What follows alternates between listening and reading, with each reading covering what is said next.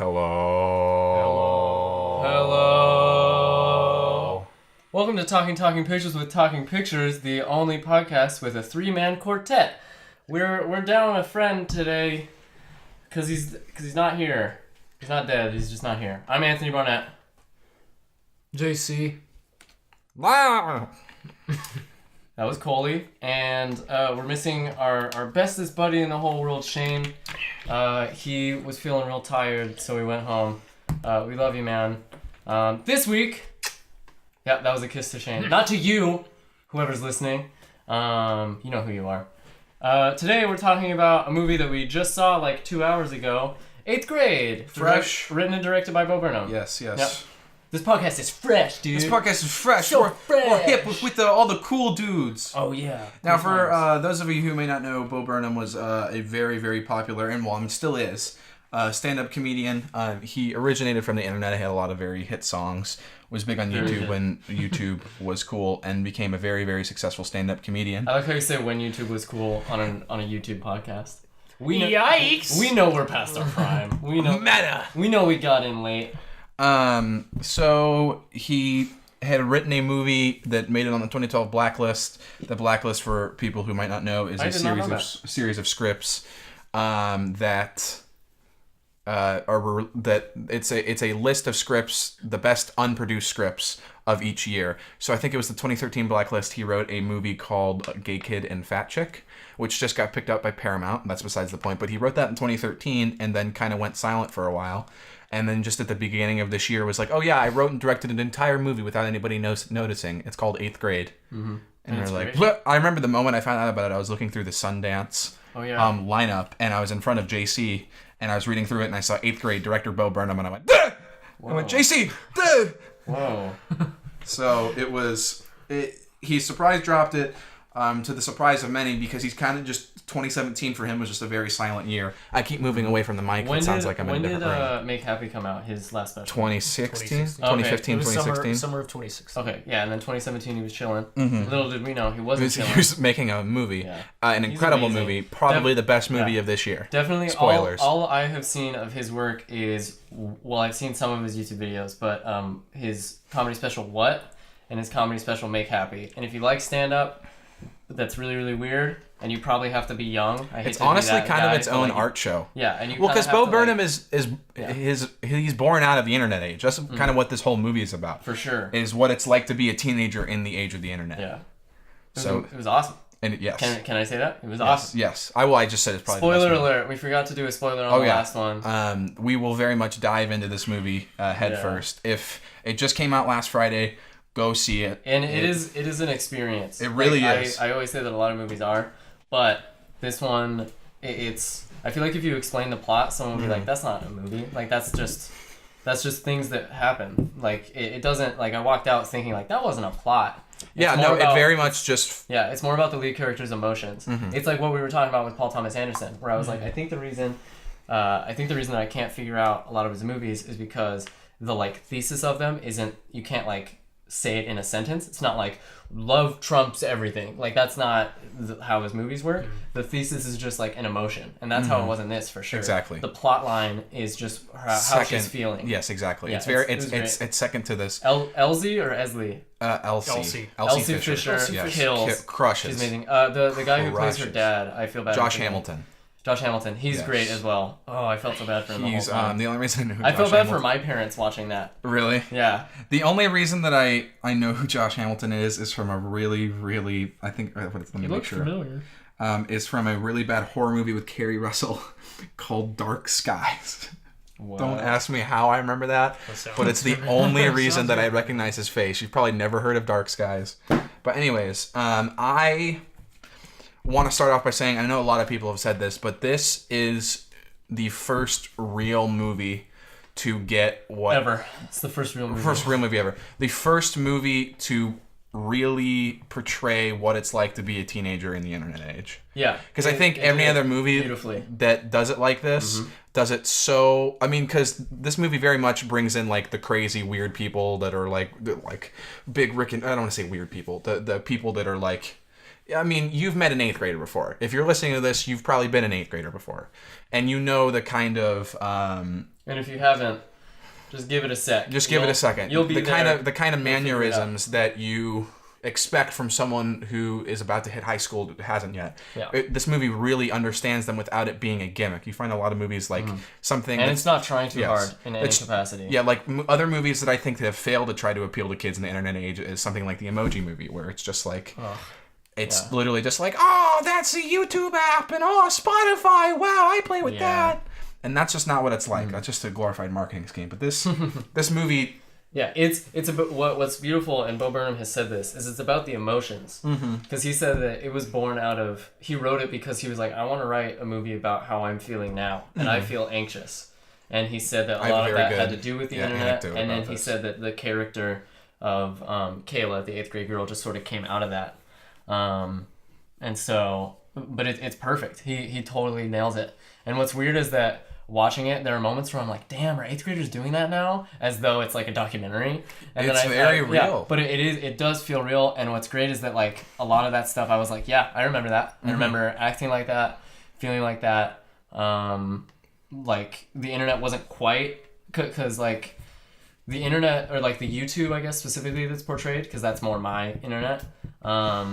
It's more kids talking to kids, that we didn't see much of like Rocket Jump or like stuff that I would be watching, but we didn't see like adults on YouTube. What she's watching is like other 8th graders, and that felt like a whole like subset of the internet that felt very real, and I'm completely positive like totally exists. Exactly. But I did get it. We said in the car on the way back that montage. there's a lot of great her, montages. Yeah, the first one of her where she's just like chilling on her bed and she's like surfing the web on her phone and on her laptop. It totally, what I said was it perfectly captured like the feeling. It did two things. It like half totally captured what it feels like to just be on the internet, but then the other half was it made me like hyper aware of how nothing it is, like to just be like chilling on the internet. I should say really quick, I'm pretty anti-internet, so like I'm gonna probably say stuff that's like that normal people will be like, who's this 40-year-old man? But I don't know, I don't like the internet very much, like what the effects of the internet, but I won't go into that. But yeah, it just felt like that montage specifically, it was like that is exactly how it feels like to spend hours like on Twitter, Instagram, and YouTube. Exactly. Everything kind of just fades into each other. Yeah, it's like half that and half, oh God, she's wasting so much of her time. And part of that was me projecting onto her, because that I feel like I wasted a lot of years, on the internet. I also felt cinematically that throughout the entire movie, honestly, I feel like you could split it up into chapters, kind of, because she keeps making these videos that kind of set up the theme. Yeah. Mm-hmm. So, like, the cool thing about that is every time you see one, it's from her video screen, and she's demonstrating, and she's talking, and, like, the very first shot is a lot of it is about out. Confidence and anxiety. Yeah. And it's, like, super pixelated, and, like, you can tell it's inside of this kind of world that she's making for herself. And then by the end of the movie, and again, we're kind of jumping all over the place, but this is just something I noticed when I was watching it. The last YouTube video that she shoots, it's shot completely like from the camera. It's not shot into a laptop. It's not shot like pixelated like from her YouTube screen. It's her talking to her camera, but not like veiled by the cover. You of mean the it internet. doesn't cut to the screen? Yeah, I thought it did. No. I thought we're watching it from the YouTube when she records that very last video, it's just her being filmed from the camera. You mean how there aren't, like in the other ones where there are shots where the camera is looking over the top of her laptop? No. I mean like how it doesn't have that. The rest of them are like shot, like how it's very pixelated and you can see through the screen and all that, and it's like you're watching the video. Yeah. Well, the very last one. I thought it did have that. It looked like it to me, didn't it? Well, because the very last one just looked like it was just her talking into her camera, but we weren't seeing it through her camera. We were seeing it it's just her, which I thought was very interesting. Did you see that? I don't. That's so weird. I thought we did see it. Because like I just thought that was a cool, because it's like literally. Because she's not trapped in that anymore. Because she's talking from herself. She's not talking under this veil of her speaking to her YouTube audience. Yeah. Something that. Let me start off by saying that I've never seen a movie that I've been able to relate to more in my entire life, and I think that's why I feel like this movie is purely a masterpiece. 8th grade was a hard year for everyone. I think no one had a great 8th grade. I'm not saying that everybody had the worst year of their life. the main character in this movie sure has a rough one. But I think, and Bo Burnham has talked about this a lot in backstage, behind the scenes interviews, the movie has a lot to say about what it's like to be a child with lots of anxieties and lots of worries about the world, when in reality you should kind of just be free and doing all these things. And when you hear Bo Burnham talk about it, I saw this really interesting interview where he was talking about how whenever he would go on stage, he would get tons of anxiety and have panic attacks and all these things. And he thought that his anxiety was very unique to him, being a 20-year-old man who performs in front of 10,000s of people.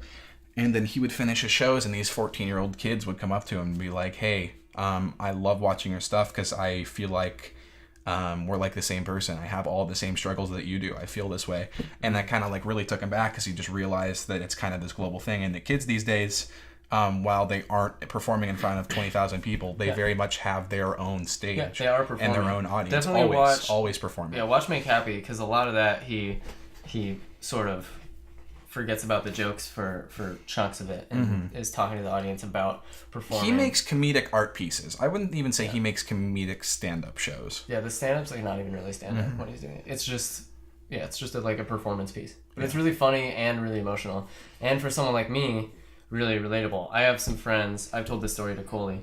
I have some friends who we watched it. It wasn't like a few of us were hanging out and we had nothing to do. And I have some friends who are huge Bo Burnham fans, and they put that one on for a couple people who hadn't seen that special. And when it got to the end, everyone, like I heard like a couple like like a couple, tears, and then once it like cut to credits, like the noise level in the room got very loud with, that was so sad, like, oh my god, why it was so funny, and then at the end it was so sad. And I was just sort of sitting there like kind of confused, because it to me was just true. And I was watching it, and part of it is because that's how my brain works, is the way he talks about how everyone's performing and how that's not good and it's not happy. And I just understood and related, and I was like, yeah, that's how this is gonna sound douchey, I'm not calling myself an artist, I'm just saying, I've spent a lot of my life wanting to make movies and thinking in the way of like being a performer, or like wanting to like make videos or whatever. And so I was just like, yeah, that's just how our brains work. I was like, that's sad. I feel like that's just true. I was like, that's just how my brain works. That's how his brain works. I was like, that, I don't know. It just didn't seem sad, but like that's sort of how this was like, there were parts, because I'm removed from, like I said in the car, I'm removed from a lot of the emotions that she's going through and the doubts, because I'm not really in that phase anymore. There was a lot of, I was more sad because I was like, she's making that same mistake that I made. But like, I didn't still relate to her 100%. You know what I mean? What'd you think, Jaycee? I thought, I don't know, I loved it. But yeah, I think a lot of people, even our age, still go through.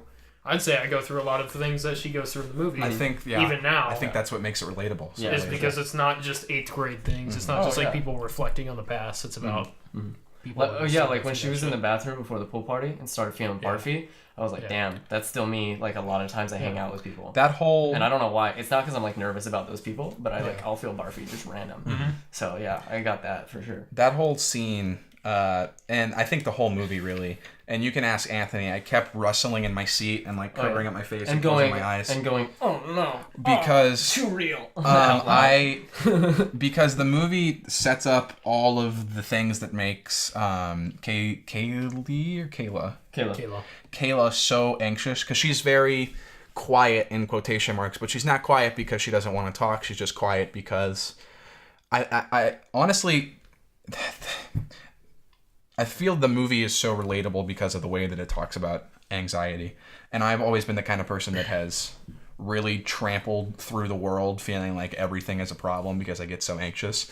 And there's one scene in the movie that it felt like I was having a nightmare because I have experienced things like this. And the pool party, right? Yes, the pool party. She arrives at this pool party at a person that's much more another in quotes popular which is than a she is, term. that she didn't get really invited to, that she got halfway invited to, which we're at this point we're checking nothing but boxes for Coley Irving right now. The friend's mom invited her. The friend didn't even really want to. Yes. Also, can I say, I'm sorry to interject, but when you use the word popular, you guys know that almost every movie that's like based in any school, like the word popular is at least said, or it's very clear that there are cliques. 0% in this movie. You never get that vibe. It's just at all all implied, but it's never like, and it's not even like she's popular. It's just like she's kind of a dick but has problems. But you never even see like a bunch of dudes in leather jackets. No, it's literally just some kids that are like popular. Yeah, no, it's exactly how it was, where it's just kids hanging out, but you can tell. I could definitely tell, like looking at some, that I was like, at our school, those would have been the people you would have called popular. But also those definitions don't exist anymore. Like the lines are always blurred. But yeah, amazing that he did that. But again, we're checking all these boxes, all of these things that I feel like I've gone through before. And then there's this moment where she like says bye to her father and then gets out of the car and walks up to this mansion. And with the voiceover. Yes, with the voiceover. And I'm watching this and I shit you not, I'm spreading my eyes open because I cannot believe what I'm watching, and I'm almost crying because I feel like I'm reliving something that I never want to again.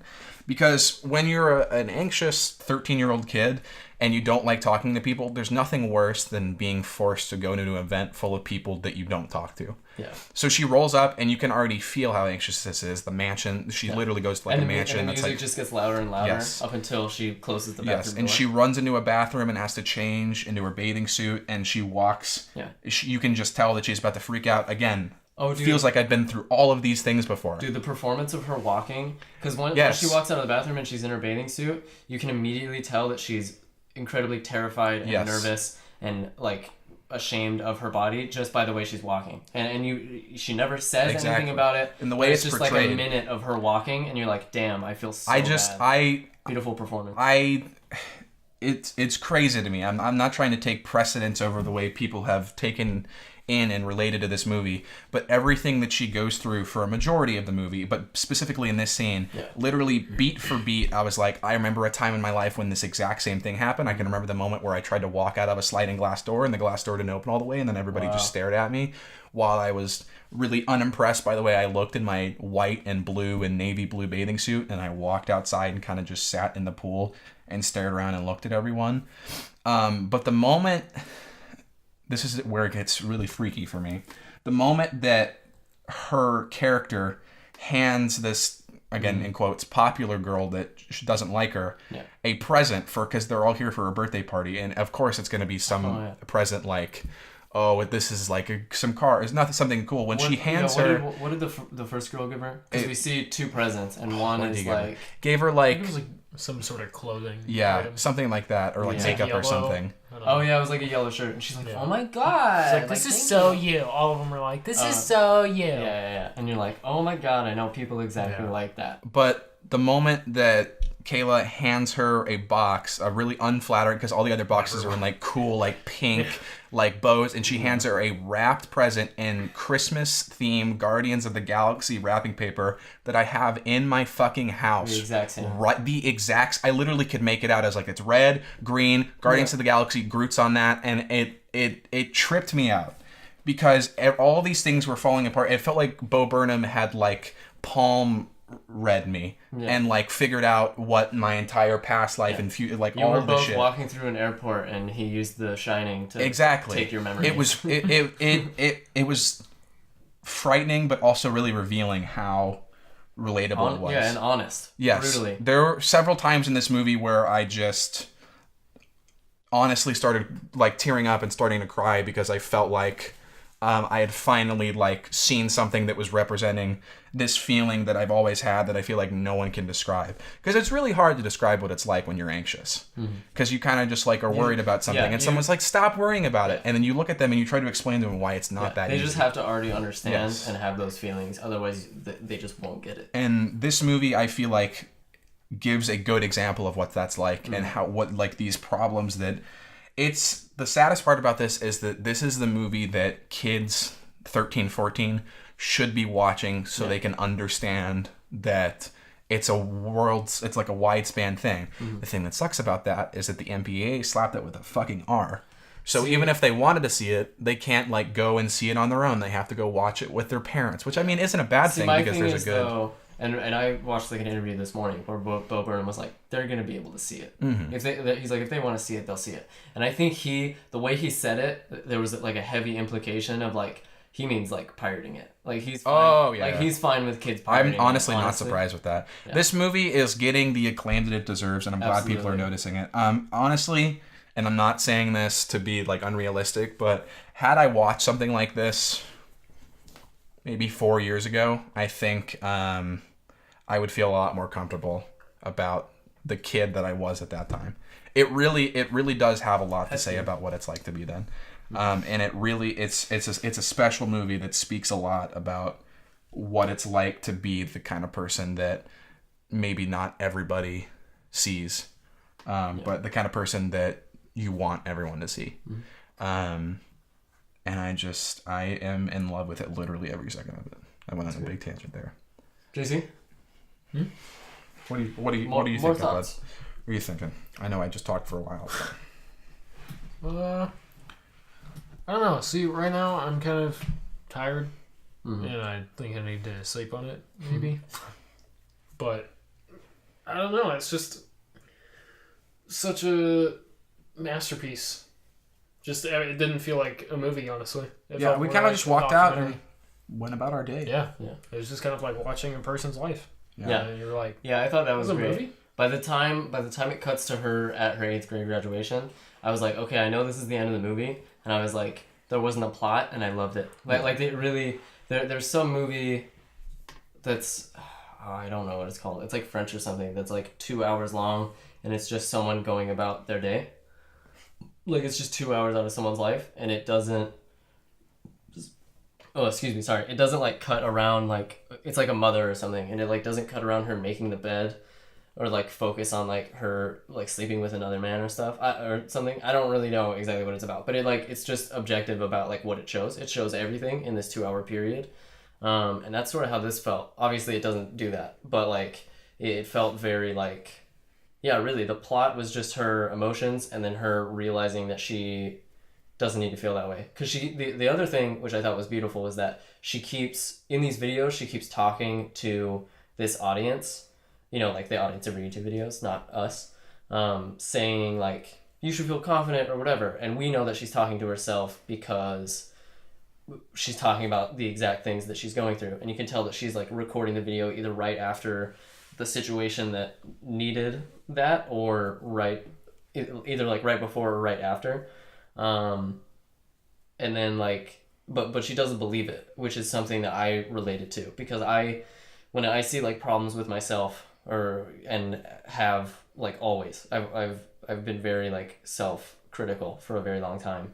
I'm very good at figuring out what the problem is, and then like half of my brain tells the other half, this is what's wrong, this is how to fix it, but it just doesn't happen. You know what I mean? So I related to that for sure. But then at the end, she does sort of figure out what she needs. And that last video was great too, because you can tell, because she keeps like stuttering during the like, please like and subscribe at the end. But then when she's talking to her high school self, it's very just like, I hope you're happy and like whatever. Oh, and the great thing is the contrast between the 6th grade video talking to 8th grade self, where she's like, do you have a boyfriend? What's his name? Like this. And then an 8th grader talking to high schooler, she's like, do you have a boyfriend? If you don't, that's fine. But if you do, he should treat you well because you deserve it. And it's like, okay, she's got it. Like she figured it out. Like it's okay to not have this like societal standard of when you should be happy with yourself. She realizes that she doesn't need a boyfriend, she doesn't need friends, whatever. She is happy with herself, and that's great. It's beautiful. I'm genuinely interested to read the script for this movie, because there are times when it just like, especially that last scene in the backyard with Elsie and Josh Hamilton, where they're just talking and like where they're burning the box. Yeah, and I was just watching Josh Hamilton, who's the dad, and I was just watching the way his mouth and his face was moving, and I was just like, either you're an incredible actor or you're coming up with this on your own, because this just does not seem all those dots and those dashes and the ums and the ands just feels so Bo Burnham said that everything was very scripted. Nothing was like. Oh, really? improvised Because at all. like, there's even like times like I noticed like remember when the principal is talking to all the 8th graders about their superlatives, Yeah. and he's like kind of doing this, Yeah. and then we're talking about the 8th grade He's like, welcome students of Moretown Middle School. But it's not even like not he's that stuttering, but he's kind of just just messing up words and goes yes, back. Like that only like just once or feels twice, like natural, and you're like, whoa, I've had a principal that's done that before. Or when Yeah, it was Kayla's awesome. talking to her high school friend on the phone, and she says something, and she like fucks it up, and then like goes back and starts talking over again. Yeah. And it's like, oh, that's like really natural. It just feels so goddamn real. It's all very, very real. There, like the whole first probably 30 minutes, I wasn't even. I mean, obviously I was like watching her and stuff, but my reactions weren't very emotional. They were just like, that's correct. That is accurate. That's exactly what it was like. That's the feeling. Like the whole time. Like, because a lot of it is like the way they're sitting in the auditorium and the way the one kid keeps going, LeBron James, and everyone's on their phones. I was like, yeah, that's what it was like. And then the next thing is like, yeah, that's what it was like. And he said that they filmed in like a real middle school, and the band teacher with the rat tail, there wasn't a band scene, but then as he was being toured around and he saw the rat tail, he was like, oh. And then he was like, all right, there's a band scene in the movie now.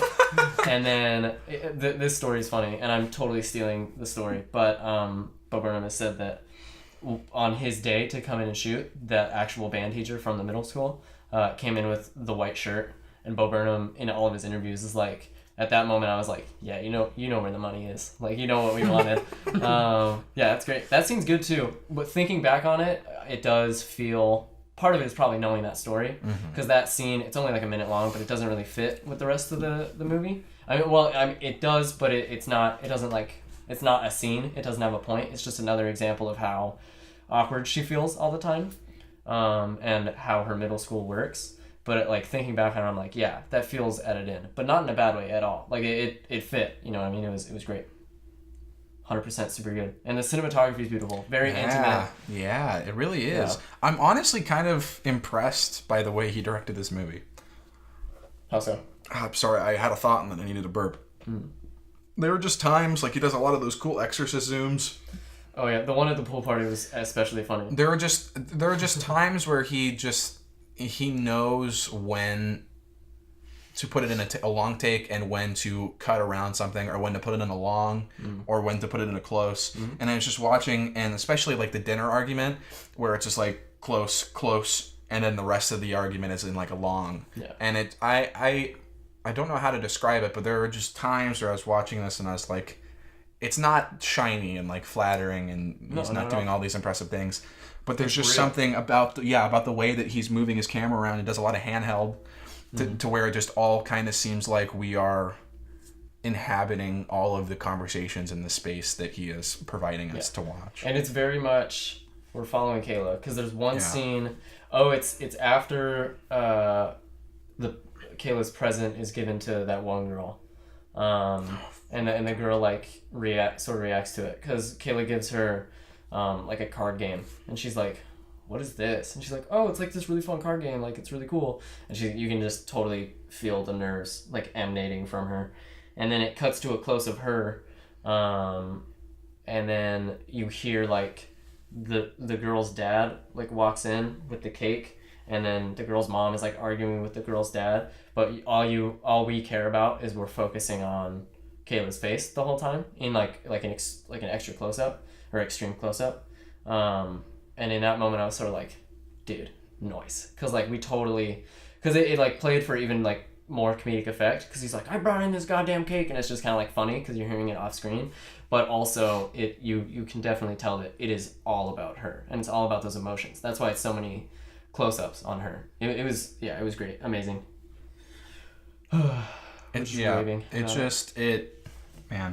It took so much out of me emotionally that I just feel like I kind of Bo Burnham can keep that for the rest of his life.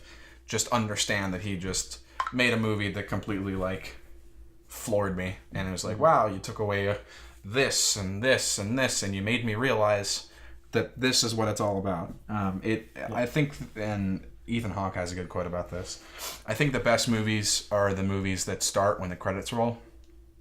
The kind of movies that you can finish, be like, that was great, and then sit and be like, wow, this does a lot more for me than I ever thought it was going to while I was experiencing it. Because those are the types of movies that we want to make. Mm-hmm. Exactly. The ones that leave long-lasting effects. It's not as good as, or as enjoyable as, like, Avengers are. Mm-hmm. We want to make movies that, like, and those are the movies that hit you most, especially, is the ones that, where it's like, you want to make so something that has something to say. Yeah, and there are, That's like, way more relevant. levels than just, like, we beat the bad guy. Mm-hmm.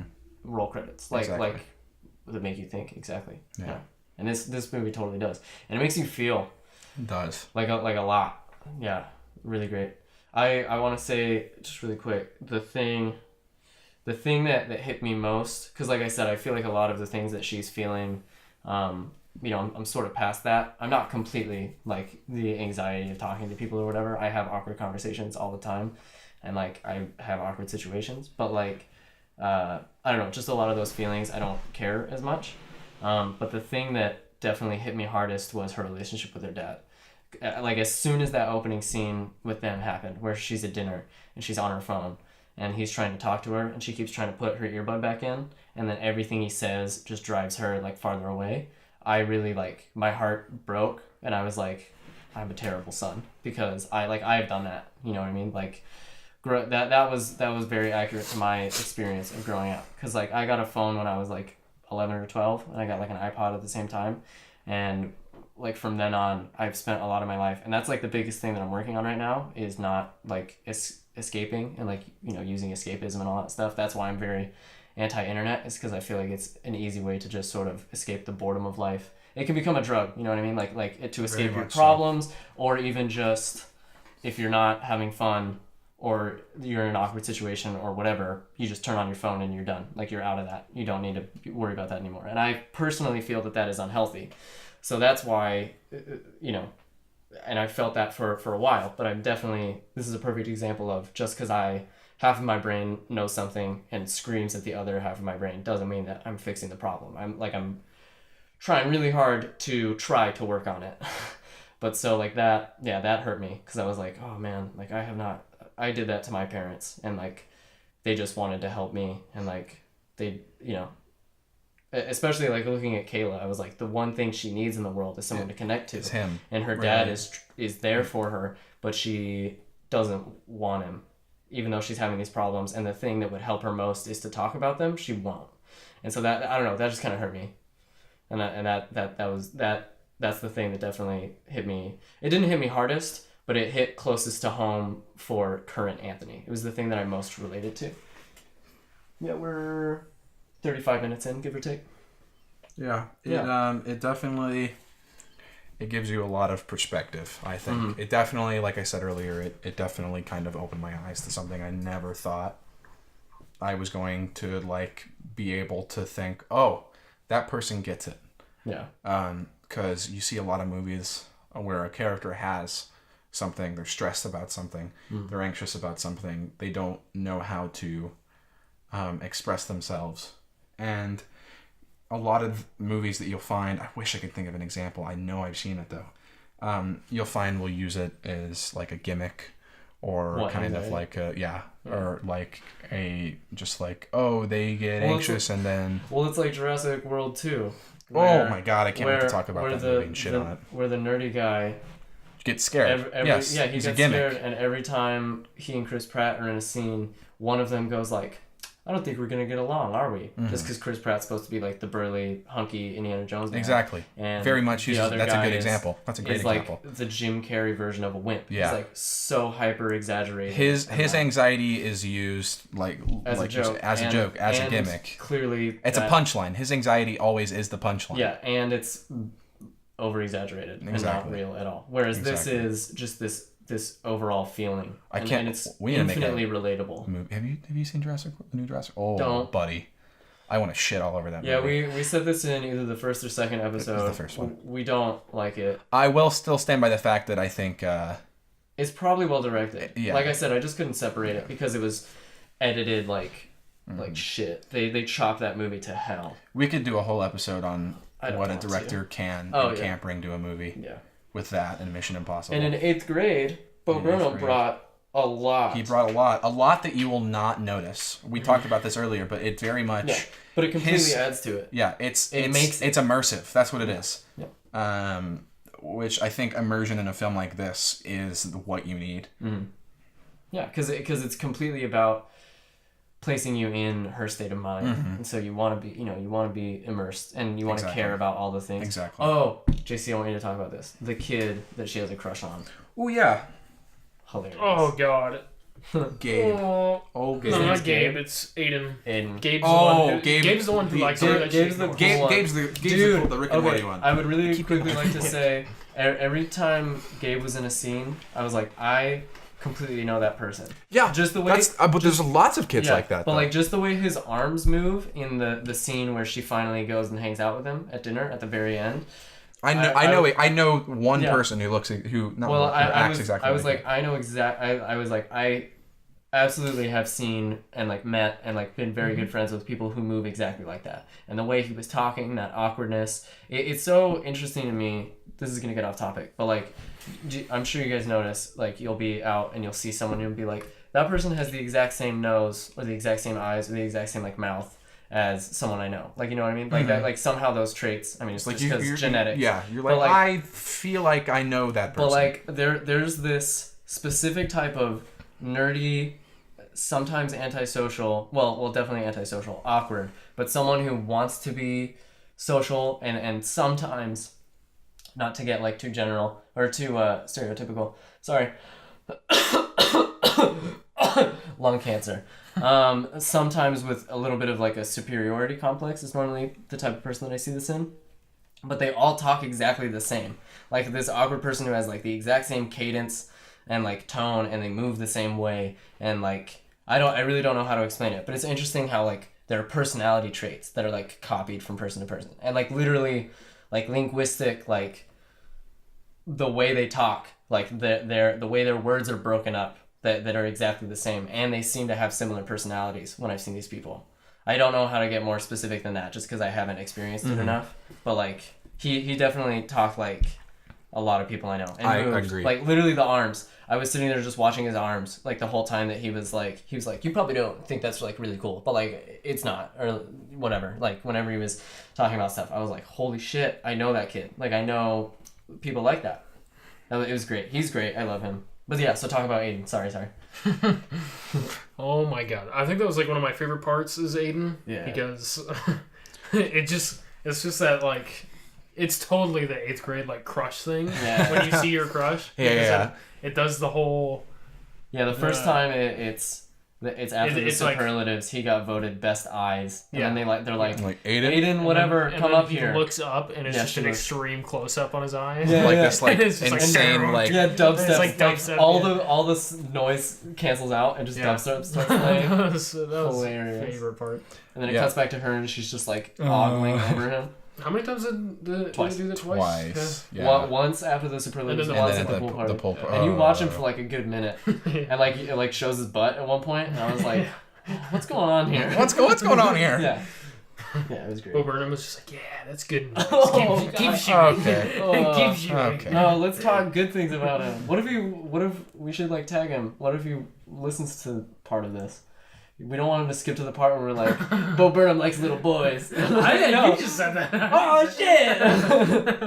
I didn't say that. He won't listen to this. He won't. No. Thank you for listening to this, though, whoever you are. No, fuck you.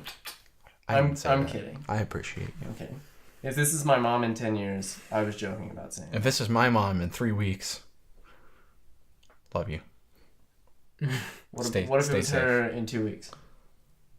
What would you say? Hey. What if it's her in 1 week? Oh. What if it's her in 1 3/4 weeks? 5/7, rather. That's not me. Looking for words. That's my reaction. Oh, your reaction is out? Yeah. Okay. Jaycee, what do you think? Jaycee, what do you think? How do you feel about this, Jaycee? I like it. Yeah. Dude, what about that jackass from high school in the movie? See, this is the hardest part of this movie to talk about. And I'm honestly surprised that it hasn't gotten more, like, wordy He's the asshole. BuzzFeed articles about it. Top 10 things you didn't know about Riley from 8th grade. Yeah. It's like 1, he's a dick, and then 2 through 10 are nothing. It's just super, super awkward, and it definitely does that on purpose. And it felt so real. Yeah. My eyes were closed for a majority of it. We're in mad spoiler town for this part. Oh yeah. If you haven't seen it, you should watch it before we talk about it. But I will, for those of you that are being doinkuses and gonna listen to this before you watch it, I'm gonna talk about it. I'm gonna explain what happened. A high schooler is driving her home from the mall because she was hanging out with some of her new high school friends. Sorry? Yeah, with some of her new high school friends. And he's driving her home, and then he goes, it's kind of awkward talking to you in the back seat.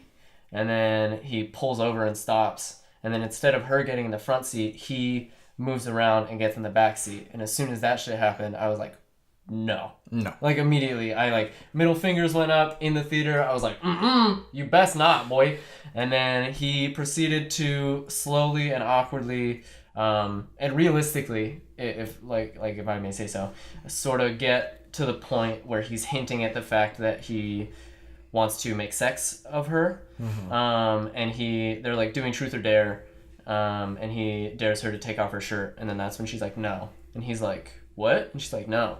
And he's like, man, fuck this. And like, he's like, this was for you. Now you're gonna have your first with some guy at some party. Yeah. And the whole time you're kind of just like, he literally this says, is another side of. He's like, I was trying to help you. Like, this was for you. You're gonna be bad at it, and everyone's gonna make fun of you. Is that what you want? And she's in the back, and she's like, no.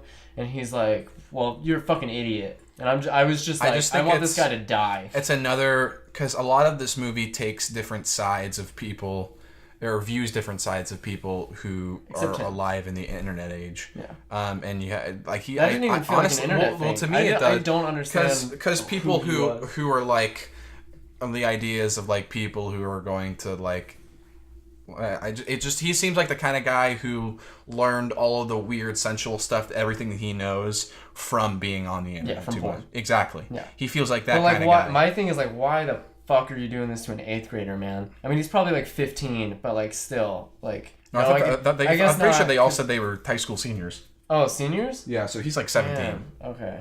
Hitting on like a 13, 14-year-old. Yeah. Well, no, they must have been about to be seniors because Olivia and her friend 17. Is still gonna be there the next year because it's the last week of 8th grade. Well, when they were arguing in the food court, she did bring up that they were like 4 years older or something. Yeah. Oh, they did say 4. Yeah. Damn. Yeah. Okay. That's why I was thinking the high school senior thing. God, fuck Riley. Yeah. It makes a good point. It really does. Honestly, now that I'm more thinking about it, the point that I just made about he's the kind of person that probably learned everything. See, the thing that I still don't relate to is, or understand rather, because of course I don't relate to that at all, but like, the thing that I don't understand is like why she's so young. Like, why the hell? So I don't think that came from like the internet aspect of it. I think that came from him being a total creep. And it's a very terrible scene to watch, definitely a creep. Very important. I just think... I think he's not a creep because the internet. I don't think he's a creep because of the internet. Like a pedophile. I just think he's a creep who like thinks that he knows what having a relationship with someone is like because of what he's been. And he thinks it's let's play truth or dare. Exactly. I dare you to have sex with me. Exactly. Yeah, no. So you order extra large sausage pizza, truth or dare. Open the box. My penis is in it. It's a pizza with my penis in it. Truth or dare? Dare. Dare you have sex with me? It's like, okay, then truth. Will you have sex with me? That's a question. Damn it. You have to tell the truth. It's like, no. That's that. Oh, man. There's no fairs. Yeah. Man, honestly, I don't know what else we want to talk about. This is almost one where it would have been worth waiting. Well, it's just one where I guess a better way to put it is it's hard to talk about it because it's so hard to like explicate because it is very much an experience. Go watch it right now. Yeah, it's very much intimate and emotional, and it's hard to be like, oh yes, we'll see the final 2 minutes, the entire point of those. Oh yeah, you just heard like a noise. That was me pretending to smoke a cigar. I should have made that more clear because you can't see me. It's not, it's hard to be like, yes, the entire thesis of the film is that anxiety really at its core. Like, you can't do that. You can't pick it apart. It's like just that. the emotions of it. It's just feeling it and it's experiencing it, but in a really profound way. Because I don't want to say, because I feel like the Marvel movies or whatever, they're experiences, like, and I feel like a lot of times when I say it's just an experience, it's like sort of degrading to it because it's like, oh, it's not saying something important, it's not important, but this really is. Like, it's something that it's a profound experience, I think is a good way to put it. I agree. It's beautiful. It's a movie that you very much have to watch and get your own experience out of. It's something that we can talk endlessly about how it affects us, but ultimately each out of the three of us and the four of us that saw it, it affected us all in a completely different way, entirely based upon how we grew up. Yeah, Bo Burnham is a genius. And I could tell from his stand-up, but this completely proved it. Yes. And I hope that after he takes a minute to chill, so that he can rest and recuperate from this probably terrible. He's like press 25. Yeah. He's so young. I think he's he's as old as my brother. I think he still is at the peak of his career. Honestly, I think he's getting. He barely even started. Yeah, he's very insightful, very smart, very open in this movie. And I wish he was my biological father. Yep, I wish he was my best friend, and my dad. And my brother. And my son. I wish he's my whole family. I wish everyone was Bo Burnham. Even me. Yeah, great job, Bo. But yeah. That's I think that's gonna do it. This is the kind of movie that you need to like watch. we said, it needs to be your own experience. You need to get your own feeling out of it. Yeah. Jaycee was just nodding with like his eyes half closed, just going. But yeah, if you subscribe. Let's copy Story Break, the Rocket Jump podcast. I was just gonna. Each person says a word of a sentence until we make a sentence, and then we'll get sued. Hopefully. You go first. Hold on, say what you were gonna say. Say what you wanna say. I just want to say that it's inspiring to know that there are still movies with messages to be told that have not been told. Yeah. Especially in a way like this, and to know that there are still people that are trying to make things that speak to people who can't speak themselves. I find that fascinating. You know what? Now that you say that, what's inspiring to me is that idea that. It's because there's that stereotype of there are only 7 stories and they've all already been told. It's just new ways to tell it every time. But this I felt like proved that the world generates the opportunity for new stories constantly. Exactly. Because we're going through such a big change with the internet, which is changing in itself, but it has changed us and it will continue to change us. Because that's where a lot of this comes from. Those anxieties that you couldn't have made a movie even remotely about that in the 50s. It's just interesting to me that the world makes new opportunities for new stories. I think that's inspiring, and that makes it less scary that we're going to go into that field because we can still be original, because there will still be more inspiration as the world changes. Hell yeah. All right, you start. Let's go to the mall so we can fuck. That'll be it for us. Actually, wow. Keep going. Nope. That's a period. Oh, so we're gonna fuck. Yeah. Okay. Well, that didn't work out very well. Do you want to do another one since that one was bad? I'll cut that one out. Oh boy, we can try. Okay.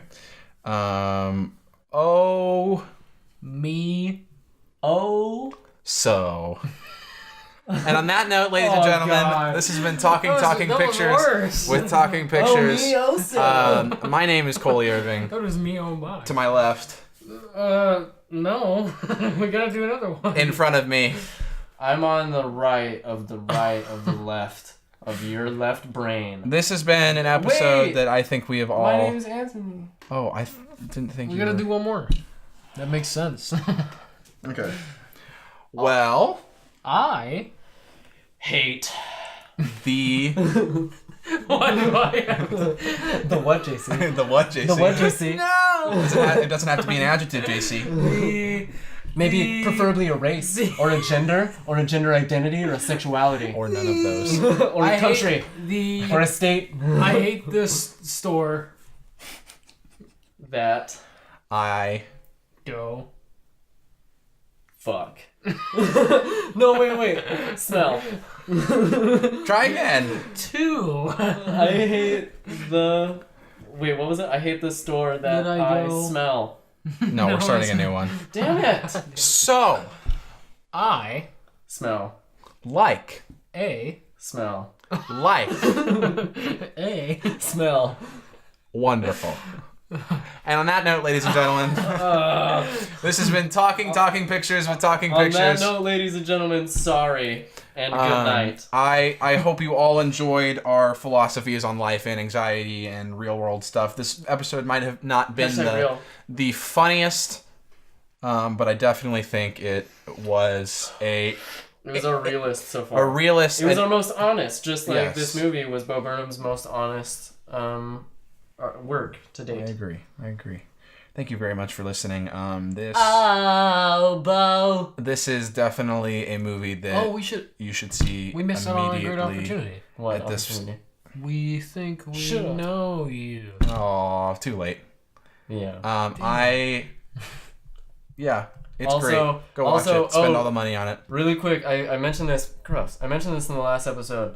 My friend Shannon and Ashley #shout out went to a screening of 8th grade and then a Q&A with Bo Burnham, and they sent me a bunch of videos and he seemed really nice. And I haven't 100% gotten their permission by the time that this is recorded, but if I get their permission, Shannon asked him a question, and if I've gotten their permission, then at the very end of this video or this podcast, I will put the video in where he answered Shannon's question. So look forward to that, Morty. Sorry, it's just because I burped. This is a bad ending. Thanks for listening. You just sat through like 10 minutes of us trying to end this. But so have a good night, or day, or morning. Thanks. Bye-bye. Yeah, And don't forget, ladies and gentlemen, check out our weekly episode sponsor, New Order, with their hit song, Blue Monday. Play us out, DJ! I'm gonna add cricket noises. Oh my god. Okay, me and my best friend Ashley right there, we saw this like 2 days ago and are back here obviously because it's like the best movie ever. And we were driving back home and we just didn't have anything to say because even as someone who just graduated high school, it is so accurate, it's not even funny, and I just wanted to thank you first of all for making a movie that shows those of us who aren't confident in ourselves and pretend to be sometimes. And I was wondering if it helped coming to terms with that and making the movie and talking about it. I was wondering if it made you happy. Should I lie down on the couch for this answer? No, I feel good. I feel chill.